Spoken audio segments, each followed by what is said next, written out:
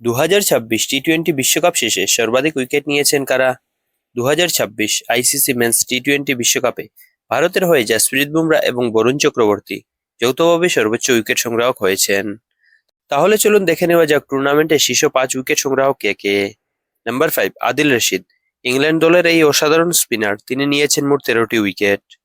Number 4, Shadley van Schalkwyk. USA দলের এই প্রতিভাবান বোলার, তিনি নিয়েছেন 13টি উইকেট।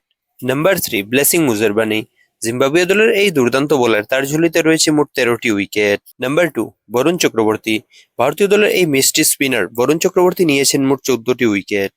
নাম্বার 1, জাসপ্রীত বুমরা। ভারতের এই ম্যাজিশিয়ান বুমরা, তিনি নিয়েছেন মোট 14টি উইকেট। কিছু উল্লেখযোগ্য তথ্য হলো, টুর্নামেন্টের সেরা বোলিং ফিগার ছিল ওয়েস্ট ইন্ডিজের রোমারিও শেফার্ডের। তিনি স্কটল্যান্ডের বিরুদ্ধে 20 রান দিয়ে 5 উইকেট নিয়েছিলেন। আবার ইউএস এর বোলার শ্যাডলি ভ্যান শালকোইক মাত্র 4টি ম্যাচে 13টি উইকেট নিয়ে চমক দেখিয়েছিলেন বিশ্বকাপে। ফাইনালে নিউজিল্যান্ডের বিপক্ষে 4 উইকেট নিয়ে বুমরা তালিকার শীর্ষে উঠে আসেন।